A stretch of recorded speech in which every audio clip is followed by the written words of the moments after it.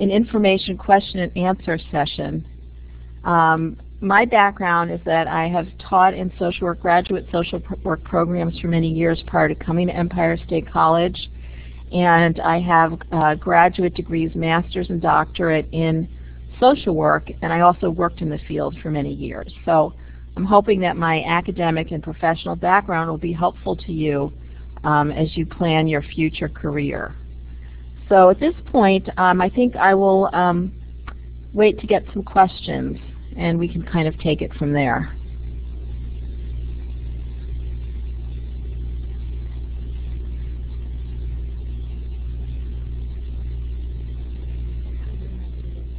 One of the things that I have put up here just to kind of get us going is an overview of the New York State Office of Professions definition of social work and the titles used by licensed social workers. And I think that these will be important things to start with, and I'll give you a minute to kind of look over this slide, and then we'll move on to the next one. You can see from the slide that it talks about the professional scope of what social workers do, and this ranges from providing a variety of services, including psychotherapy, to the administration of health and welfare programs.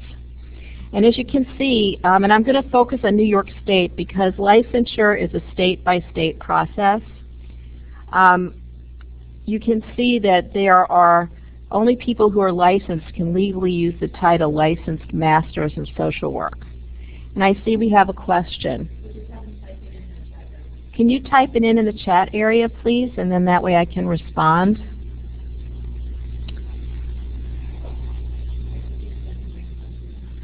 Okay, I'm going to keep going till the question is finished, typed. In any event, one of the things that's important to know when you see the need for licensure at the master's level is that when you go to a social work program, you have to make sure that it is an accredited program. And I'll talk more about that in a minute, about how you find out. But just getting back to social work, you can see at the bottom it says that New York State social workers have earned a Master's of Social Work from an accredited program and also passed a licensing exam. So let me see this question here. I understand there's several nuances regarding the billing of health insurance and other types of insurance for social workers. What are the greatest distinctions in New York State? I'm wondering if you could be a little more specific. I'm not quite understanding what you mean by distinctions.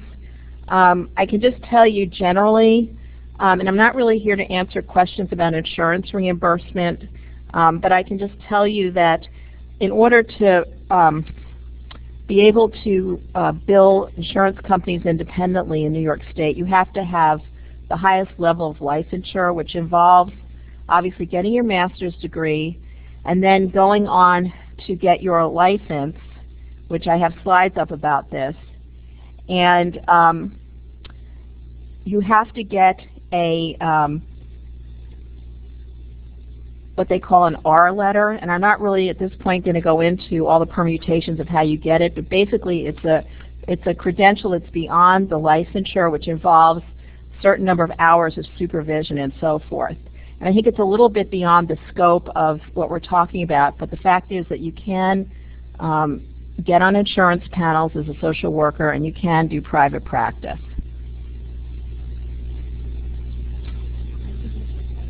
Okay. Okay.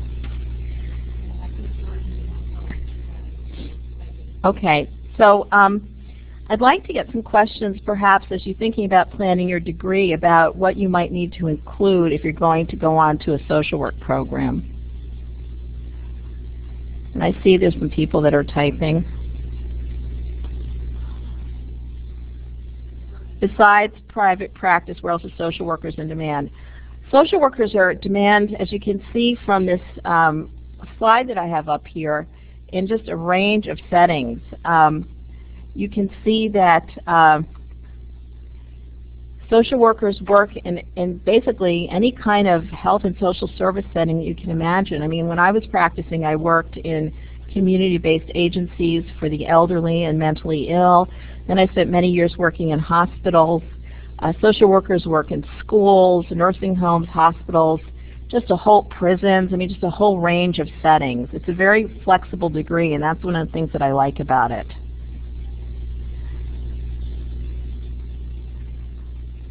So hopefully that answered your question. We're in demand in all kinds of settings. What is the starting salary? You know, again, I'm not really sure. You can contact, I have slides at the end of the National Association of Social Workers, and you can go on that site to get salary information. It does range by setting, and again, really my focus here is to talk more about graduate school and preparing for graduate school. But you can also go to the Bureau of Labor Statistics to get information on salaries. Yep, I'd like to know. Okay, in terms of a bachelor's, I'm going to assume you mean a bachelor's in social work. And we don't offer that here. That has to be accredited to the Council on Social Work Education. And when you're at the bachelor's level in social work, you can only provide counseling under the supervision of a social worker who's licensed or another licensed mental health practitioner. However, you know, you can do a range of other things at the bachelor's level, but you cannot counsel independently. With a master's degree, with the appropriate licensure and training, you can do psychotherapy, but you do not have a psychotherapy privilege at the bachelor's level. I'm going to go on to Dwayne's question. Getting my master's in counseling, do you suggest I get a master's in social work instead? That's a great question.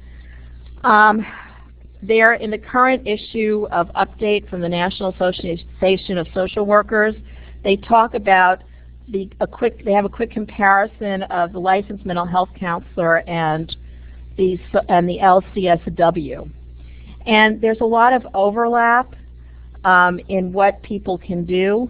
I think that the requirements for licensure for social workers are, if you look at the difference, are a bit more rigorous because there's more clinical experience involved. There's also supervision of clinical experience involved, and there's more field practicum work involved in getting a social work degree. And in addition, in terms of the scope of practice between the social worker and the licensed mental health counselor, the social workers are able to diagnose mental disorders and the counselors are not. They're also able to do assessment-based treatment planning and also to treat serious mental illnesses, and licensed mental health counselors are not. I personally think it may be my bias that getting a master's in social work is better because I think the degree provides, I think, a bit of a richer educational experience and lets you work in a greater range of settings. And when you look at programs, you can see it doesn't matter if you go to a, quote, clinical social work program or one that focuses on, let's say, more administration or community organizing. Because if you want to do counseling, you still have to meet the state requirements for supervision and licensing. So hopefully that answered your question. If not, be sure to type some more. Nelson's question. At this point, we don't offer an MSW degree program, but they're increasingly online degree, but that's starting to creep into the profession. University of Southern California just started a program, and closer to us, University of New England just started one. So you can go online and look at their programs.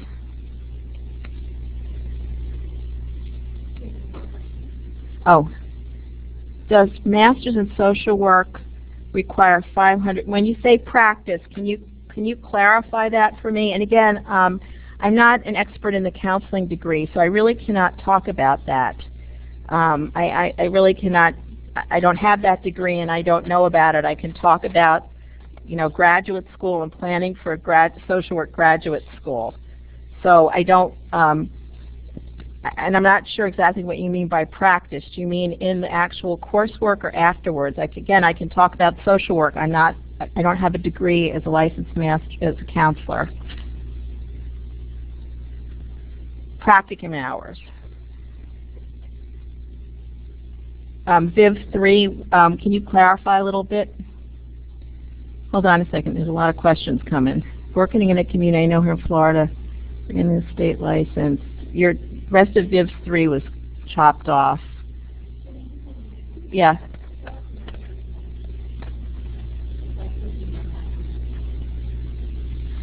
Okay, everyone, this is Teresa Van Vallis.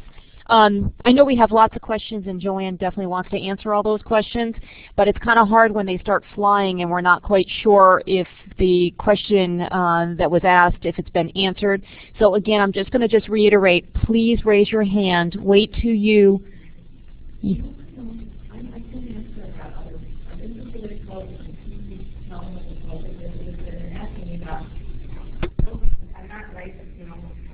Okay. All right, so if you could just please raise your hand, then we can address those questions. We most definitely have enough time to answer them.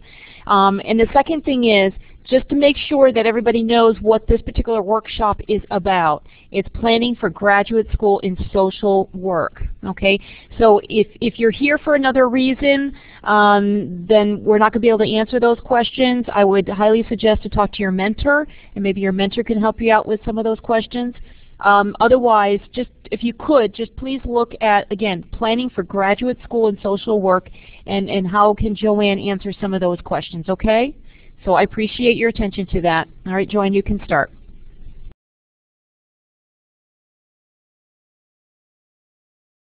Yep. Okay, I'm back now, so thank you. In terms of the question here, there's only 2 universities that offer online programs. These are 2 that I know of. Again, I have slides that I will put up, and I think that that you can see here, Council on Social Work Education. This is an excellent site, and maybe we can push the link out on that one, because that has the list of all the accredited social work programs. And again, you only want to go to an accredited program, or you're not going to be able to get licensed.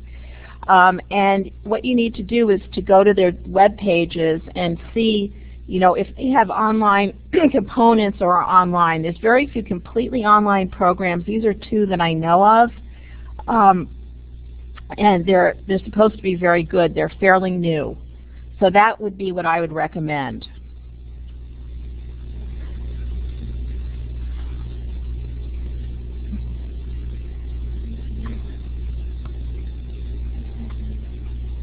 Okay, see there's another question. Let's see, where is it up there? Oh, which 2 were they? No, it's Council of Social Work Education, the top link, the first one on the top. That's okay. In terms of Julie's question, which 2 programs? The 2 that I know of are University of Southern California, and they just started an online program, and then closer to home is University of New England, which is in Maine. And just so you know, though, that even though the programs are online, you still need to do field practicums in person. You can't do sort of virtual field placements. You still have to have the real practicum hours.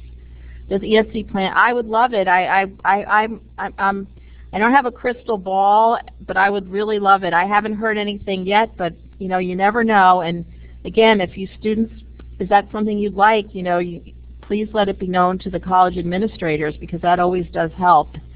I would love it. So, great question. Okay. Sure. Let me just talk a little bit about the link that you can see here. This is an important organization, Council on Social Work Education, and I put you right through to the links of all the accredited programs. I'll get to your question in a second, Clara. And you can do it by state or program level, bachelor's or master's, and this gives you access to all the programs that you can look at their websites and contact them. So Clara's question was, how many clinical field practicum hours does the social work program require? And basically, it depends which track that you're on. If you are going to be on a track that basically all of you would probably have to be in a traditional track because we don't have a bachelor's in social work. And so I believe that for the first year, the practicum hours, I think it's probably about 900 hours. And the way it works is that the classes are given in blocks, like on 2 days a week, so that you can do your practicum on the other days.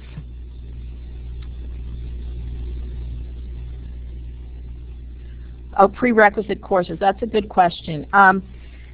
You can have a sound liberal arts background to apply for a social work program. However, you do need to have a course in human biology. You must include that.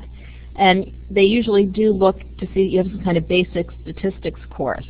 As well, also, you will need to have some kind of volunteer or paid experience. I know that they do look for that. So that is another thing. Okay, let's see. The questions are coming here. Hold on a second. Okay, Lisa. Okay. She can't hear anything. Oh, I see.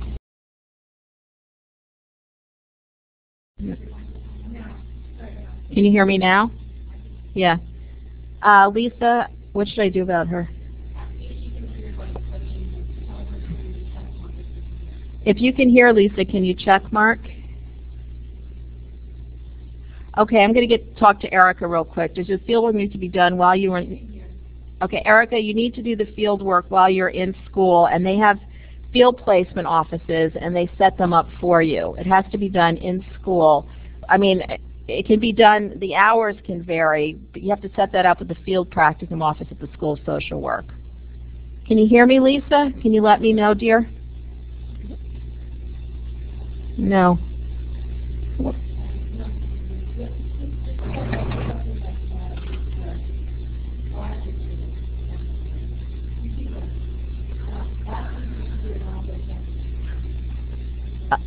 Lisa, can you see if you did an audio check?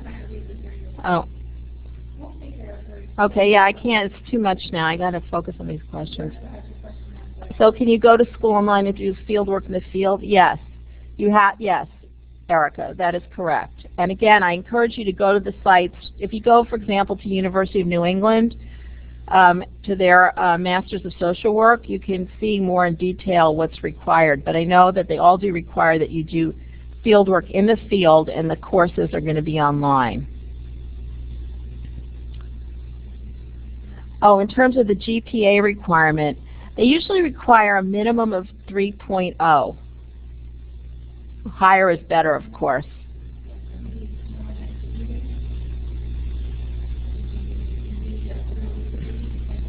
Okay.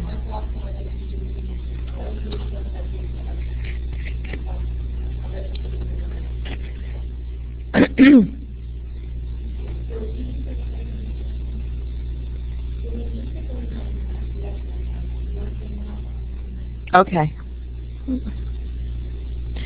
Hi everyone. Again, I know we've had some latecomers to the session. I'm just going to remind everybody, please raise your hand, and then you'll be prompted to type in your question.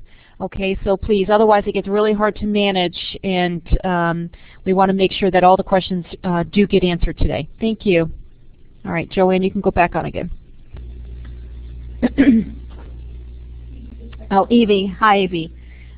Go to the Council on Social Work Education website, and they're Fordham Columbia accredited. Yes, go in New York. You have to go to their website because there's lots. New York State has a richness of social work programs, and there's many. So if you go to that site and go to the accredited programs list, you'll find them all. So why don't you try to do that, and you'll see. If you have a problem, let us know, but that's where you're going to find them.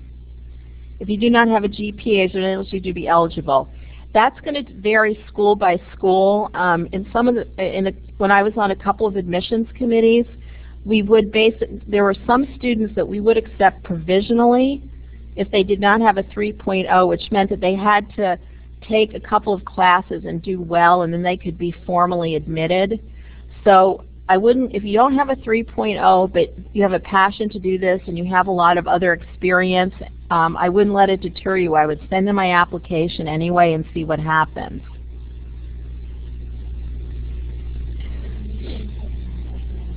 Okay. Okay.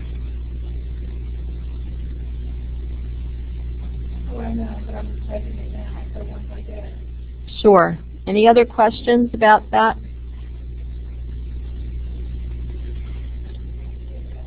Okay. How long would it take to finish with the practice time? Well, the practicums are built into the degree. So the way it works is that most schools have part-time programs, which would take basically 3 years. A full-time program would take you about 2 years. But the practicum, since it's a very important part of what goes on, is built into the structure of the curriculum there. Did that answer your question, Viv? Oh, good, Lisa. I'm glad you can hear. If you want to re-ask your questions, that would help me out.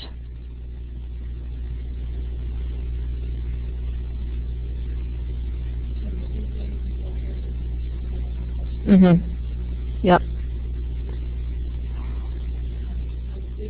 Repeat the 2 courses. Yes, human biology, and they often look for some kind of, statistics course as well. And I have to just say, from my experience being on admissions committees, that you really should have a liberal arts background, which means that you would have an intro to psychology, an intro to sociology, things along those lines. But they definitely also look for a human biology course and a statistics course. In reference to the GPA, is that okay? All right. I'm going to answer Bridget's question. The GPA is the total GPA, not per class, but the total.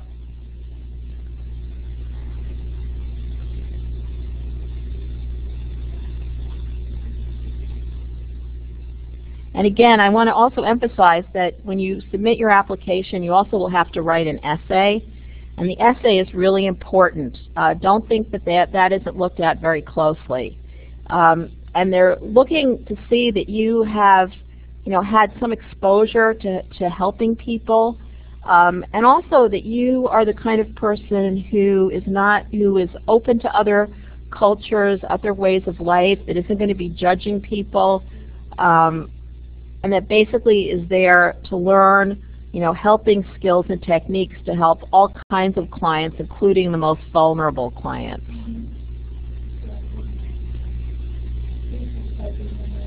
Okay. And I've put up some links. I'm going to move on to the next slide, too, so you can see the Council on Social Work Education is very important. Okay, I'll get to Lisa in a second. National Association of Social Workers is another important site. Maybe we can push that one out for a second. Lisa's question, yes, Lisa, that's correct. Some programs, Lisa, in terms of the human biology course, will let you take it concurrently with your first term, but you have to look at each program's requirements. Now, if you're taking heavy psych courses, you may be able to, there may be enough quantitative material in there that you can use that. But I know human biology is something that is looked for. Now, this website here is another important website. It's the National Association of Social Workers. It's the largest professional organization of social workers, and it has 155,000 members, and it's a wealth of information. I encourage you to go on the website and to look around. One of the links that I have further on in the slides talks about loan forgiveness for social workers, and that's something to look at. And you can see that this is an excellent site to get a better feel for the profession. In terms of Ann's question, I really can't answer that. I don't know what is meant by best. You know, I just can, you know, again, my background is in social work, and, you know, I found it to be a fabulous degree because I've been able to do everything from psychotherapy to program administration, and so that's kind of the best I can do about that question. I just think it's a really flexible degree. In terms of Gurman's question, again, I don't know about masters in psychology, but I do, the little bit that I do know is that you can't be licensed at that level. You have to have a doctorate in psychology. So it all depends what you want to do. Is the university top pick? You know, I can't recommend an online MSW program. I wish I could. They're all still fairly new. I just informally heard really good things about University of New England, and I have to tell you, the new program they're starting at University of Southern California looks super exciting, and I would go check out their webpage too. They're doing a lot of really cutting-edge stuff with technology there. Glenda's, at what point in our BA do we apply for a master's? You have to look for each program that you're interested in about when their admissions deadlines are. You know, it varies school by school. But if you're graduating, typically social work programs do not have 5 terms like we do here. This is very unusual. They typically admit students primarily in the fall. Some may admit in January, but it does depend on programs. But it's not going to be, you know, it's not rolling admissions throughout the year, and there's not 5 terms. It's going to be 1 or 2 times during the year they admit, typically just in September. But you have to look at each program, and that's why the Council on Social Work Education site is great, because it gives you links to all the programs. Yeah.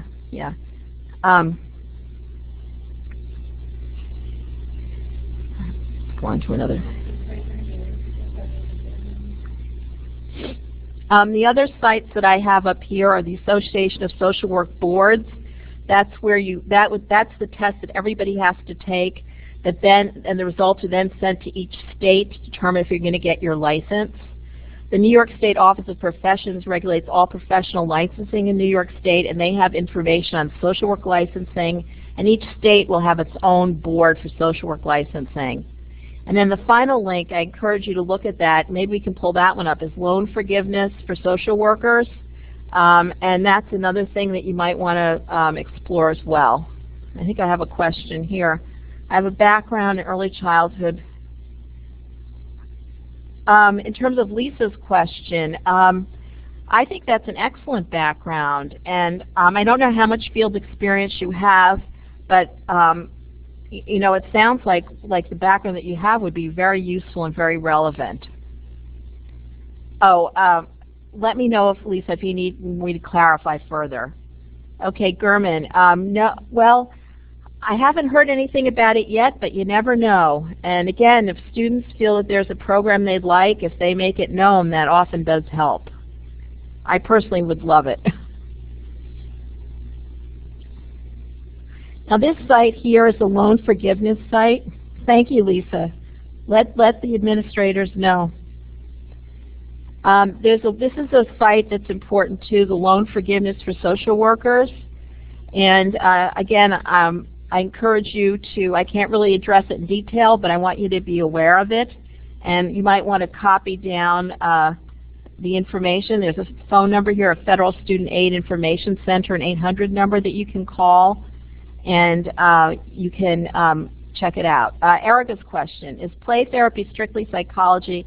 Yes, you can do it with social work, absolutely. In fact, you really do need to get an additional credential in that. A lot of times managed care panels, which is the primary way to get reimbursement, want you to have a specific credential there. But yes, social workers are very capable of doing play therapy, and lots of them do it. No, I can't answer about CASC, the addiction stuff. You have to, that's a whole other topic, and that would probably be a good topic for another workshop. So let's keep that in mind. I'm not credentialed in that. It's a whole other world unto itself, but that would be a great topic. Lisa's question, it depends on the program. Some of them require GREs, some don't. It depends on what the university's requirements are to apply for grad programs, and that varies university to university.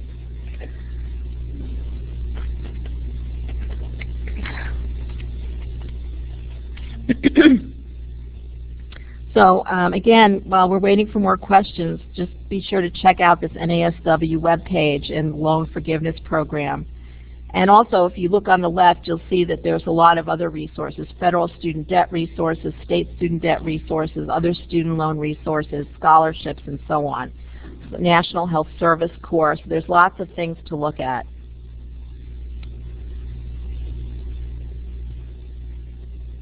And another area is, if you have an MSW, you also can work for the military, and you do come in at an officer rank, and those are often very interesting positions. If that's something you're interested in doing with your social work degree, be sure to go to the military websites. Those can be interesting jobs, and you can travel all over the world. On the site, play therapy aspects. Well, you'd have to contact an association about play therapy. That's not my area, but I think if you just kind of Google it, something should come up. But as I said, I know lots of social workers who are highly skilled in play therapy, and you certainly can do that with an MSW.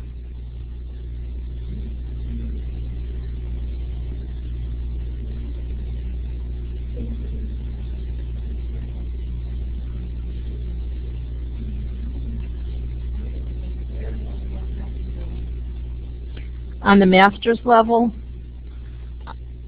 I'm not sure what that means, Erica. Can you elaborate a little more on your question?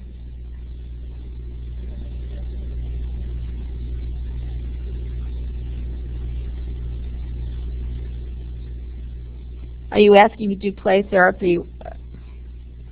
Again, that's a specialized area, but you cannot, with a bachelor's degree, you don't have a psychotherapy privilege.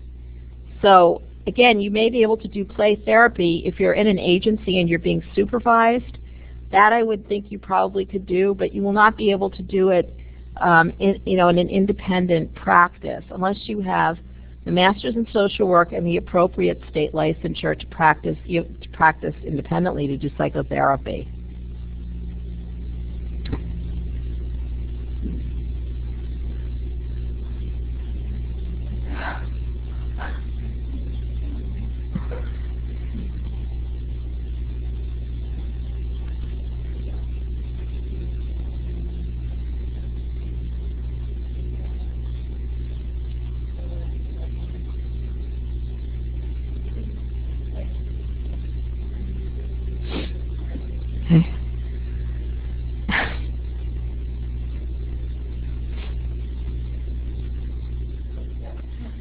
And graduates, Lisa, doesn't it require certifications? Yes, you need to go to the New York State Office of Professions to get the specifics on that. You have to have a master's in social work from an accredited program, and then you have to, let me go pull that back up. Hold on a second. Let's see which one it is. There you go. You have to go to that site because it goes into the specifics about what you need to do to get the R letter, which is the psychotherapy privilege. But as you can see from the bottom of the first slide, the bottom of the first slide there, you have to have an LCSW. So this New York State Office of the Professions will tell you the details of what you need to do after you have your master's in social work. EV, in graduate school, do we need to select a track? That would vary program by program. Some of the schools sort of pride themselves on having greater expertise than others, but you have to remember that these are all accredited programs by the Council on Social Work Education. So there's going to be core content in all programs that they must have to be accredited. These will include things in, human development, in administration, and policy, and all kinds of things. And then after you complete kind of the base requirements, they will have electives that you can do. So again, I encourage you to look program to program. And also another thing, I mean, your field placement is a very big and important part of your social work training. Typically the first year in social work school, they will assign you to a placement, but the second year you can really have a lot of say in the kind of setting that you're in. So if you're specifically interested in, let's say, working with substance abuse, they will try to put you in that kind of setting. What are the main careers? Well, social workers, again, work in just a range of settings. It's a really flexible degree. You can do anything, again, from psychotherapy to administering health and welfare programs. You're trained to work with individuals, families, groups, and communities. So while a lot of social workers do direct practice working with children and families, you can do so many things. In fact, the economic advisor to Vice President Biden is a social worker, and he actually was in my social work class at Columbia. And he focused on policy, and he is now advising the Vice President. You also will find social workers who are in elected office. So there's just a range of things that you can do. Did that answer your question, Clara? And again, if you go to the National Association of Social Workers site, you can get a lot more information about the range of careers in social work.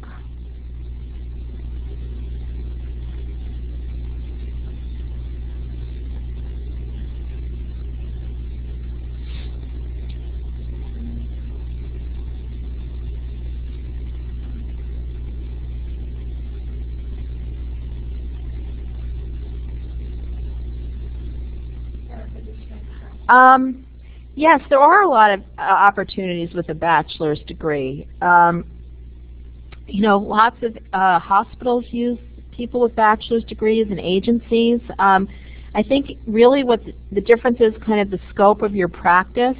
You know, you can't practice independently and you have to be supervised, and you wouldn't be able to do the range of things that somebody with a master's did, but there's lots of opportunities.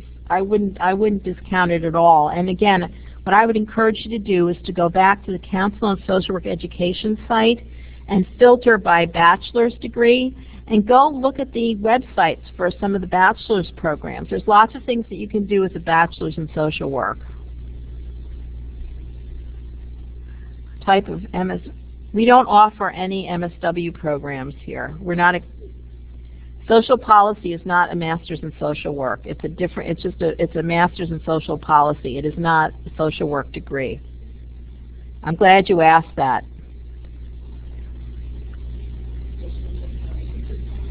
Okay.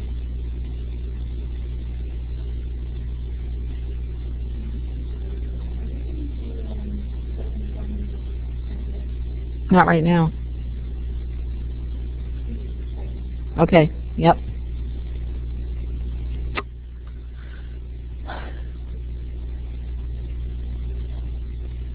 Okay, Evie, we're waiting for you.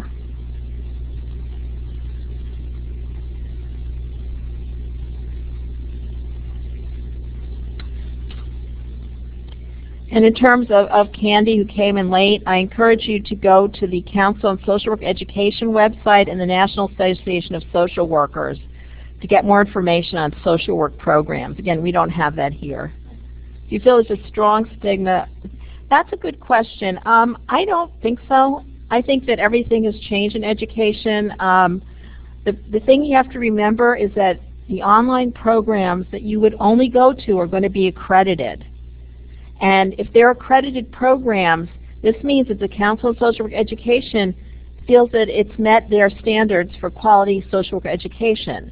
If you go to a non-accredited program, that's where you're going to have a problem. Like some of these you see on, like, you know, you see some of these big online schools, usually for-profits, they become a social worker. Well, their programs are not accredited, so don't go there. Go to that Council on Social Work Education list. Only the things they have listed there are accredited. So I don't think that if it's an accredited program, it's an accredited program. It doesn't matter what the mode of delivery is. The content is what matters. It doesn't matter how it's delivered. You still have to do a field practicum, and you still earn an accredited program. So I don't think that there's a stigma at all. Finishing an online bachelor's. Again, if you go to, my philosophy is if it's an accredited school, it's an accredited school. Online distance education is about the way that the information is delivered and shared. It's not about the quality of the content. And so if a program is accredited, that means that it's met the highest standards. If you're going to a non-accredited program, whether it's face-to-face or online, that's where you're going to have the problem. So let's see, Eve, should we try to do more of their applications? Can you clarify that question for me, please? When you say a statistics course, Lisa's question, it should be, they're flexible about that, but they want to see that you can, handle kind of basic statistics. It doesn't have to be anything, super high level or fancy. So I'm waiting for Evie, finishing an online, Evie with our application question. I don't know whether you clarified that. Okay.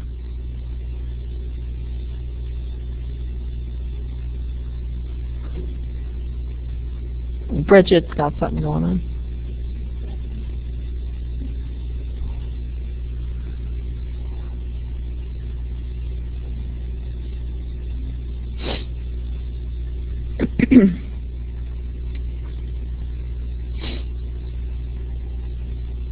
Okay. Okay, Evie, I agree with you that it should be Well, they can turn up their noses, but it really doesn't matter because they're accredited. And once it's accredited, that means that it has met the standards. So that may be their personal bias. There's nothing, I don't know what else to tell you. If it's accredited, it's accredited. If it's not, it's not. I mean, there's plenty of face-to-face schools that quite frankly are low quality. Just because you're sitting physically in a classroom doesn't mean that you're getting a high quality education. The deal is if it's an accredited program. What did I find, Lisa's question, what did you find about the most challenging about the master's program? I find a lot of it challenging. I think that one of the things that in social work education is that you really are encouraged to develop a lot of self-awareness about your own biases and your own, I think, blocks to helping other people. So I think it's always a challenge to introspect and think about how you can really become more open-minded. It's also quite rigorous because you've got to do a lot of field placement and you've got to do classes. And you're being evaluated both in the field and your classroom work. I've seen a lot of students who do very well in the classes, but they really get a lot of feedback in the field that they need to work on. So I think it's the rigor of juggling the clinical piece, the field practicum with the classroom work, and getting feedback from both those perspectives, not just on whether you can write a great paper. Let me see. Yeah, I need to see the big thing up here. I can't really. Let's see here. Hold on a second, guys. I'm looking here. Okay, Erica, how do we know if it's accredited? You have to go to that site, the Council on Social Work Education, and that will tell you. You have to look it up there. A lot of their websites will tell you, but I would double check. Go to the Council on Social Work Education site.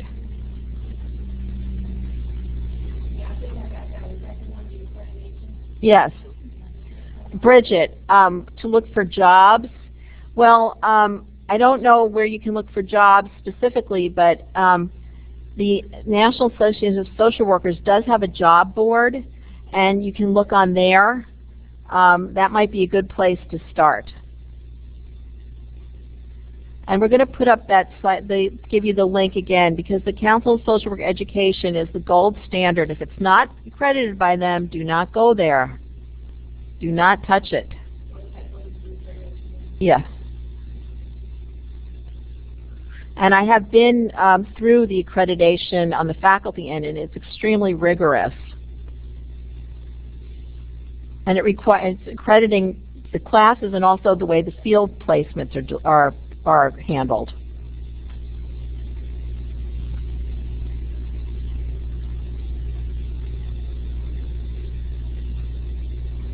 Just want to make sure that answered everybody's question concerning accreditation. If not, raise your hand and we can clarify.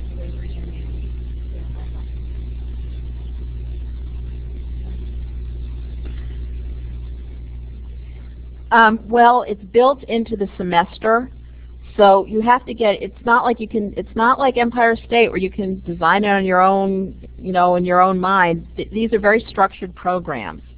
So the way it works is that, they usually have classes in blocks, and each class is usually about 2.5 hours long. So you'd go to classes, let's say Monday and Wednesday, and then Tuesday, Wednesday, Thursday, this is for doing it full time, you'd be in your field.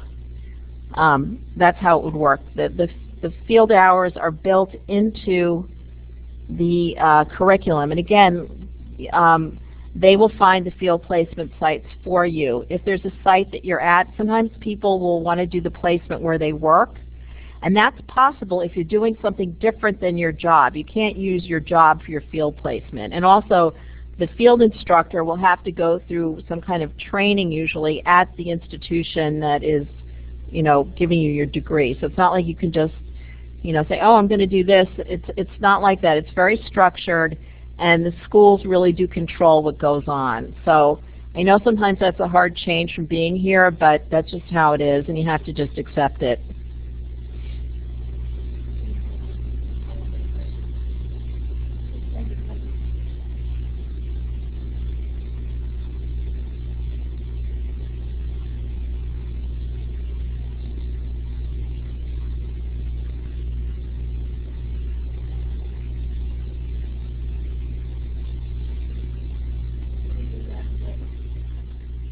Well, the way it would work, again, I haven't taught in those programs, and you need to contact them individually, is that they're going to figure out a way to do it so that you can do your courses and your field placements, and you need to contact each school about that. They somehow have figured it out because they wouldn't be accredited otherwise. I don't know whether they're doing it that you do a block placement where you're just doing field work and then you do classes, or it's integrated. You'd have to contact each school, but they'll have worked it out, so don't worry. You don't need to figure it out yourself.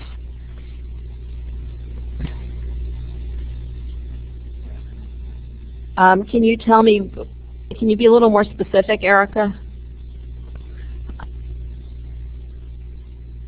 When you say people on those sites for helping it, can you just be a little more specific? I mean, these sites are out there, so of course they want you to contact them, but maybe if you're a little more specific, I can help you.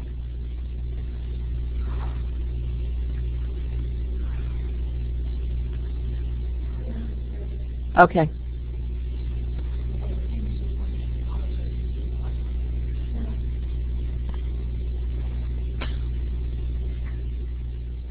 Since there's so many accredited programs in New York State, do you have any recommendations? Well, I'm a graduate of Columbia University, so of course I think they're great. But I also do know that the state schools have excellent social work programs. I mean, SUNY Albany has a top school. It's very hard to get into. Cost is always a factor. I did my degrees, a while back, and it took me a long time to pay off my student loans, though I have no regrets. I think, again, that all the programs in New York State I think are terrific. I've taught for Fordham. I'm a Columbia graduate. I've dealt with a lot of the programs, and I'm not just saying this. I think they're all really excellent, and I don't think you could go wrong with any of them. Let me see here. Hold on a second. Erica. Okay, Candy. Well, that's good, Candy. That sounds like that was a good experience. Confused on what is needed for certain. I'm not understanding exactly.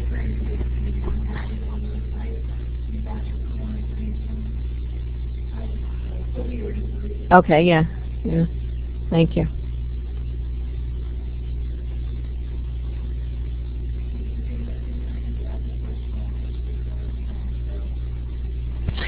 Yes, everybody, we've got about maybe 8 minutes left. Any further questions? Great. If not, the session has been recorded, so you'll be receiving the recorded link as well as the PowerPoint presentation that has all those links listed that Joanne was so kind to provide. So I'm just going to sign off for a minute. I see that Candy's typing, so we'll just wait for more questions. You're welcome, Candy. Okay.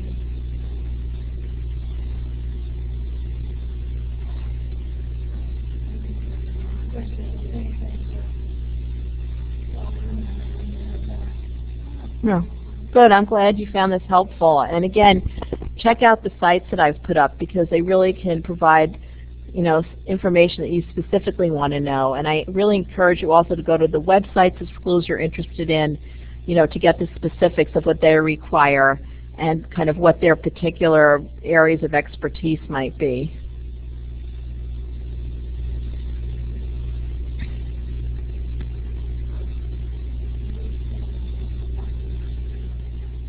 Okay, thank you so much. Oh, there's one more question. Do you know who to contact? Well, at this point, I haven't heard any plans that we're offering a social work program, but you can always contact the president's office and let them know that you would like us to start one, because oftentimes, if students express a need, the school will start to explore, developing such a program. So don't hesitate to do that.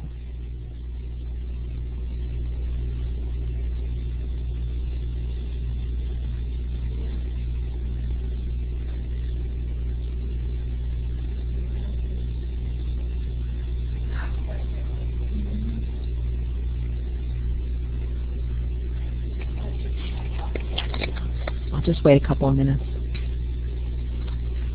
in case anybody. Does anybody else have any other questions? Because we're pretty much coming to the end of our time together.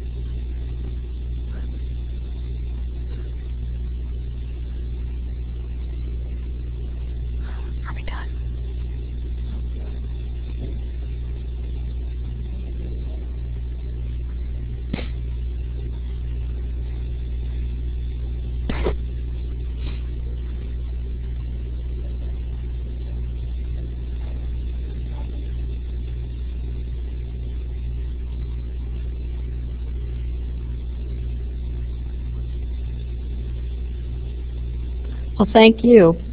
And we may be repeating this session in a couple of months, so at that point you may have had a chance to look around some more and have some other questions for us. So Gail, before we sign off, I noticed that it looks like you're typing, and we just don't want to sign off if you have a question. So I'm just acknowledging that I see that you are using the chat area.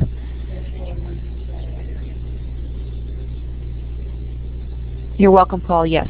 We'll make sure that you get that link. Okay, Gail. So Gail did type in some information for you, Joanne.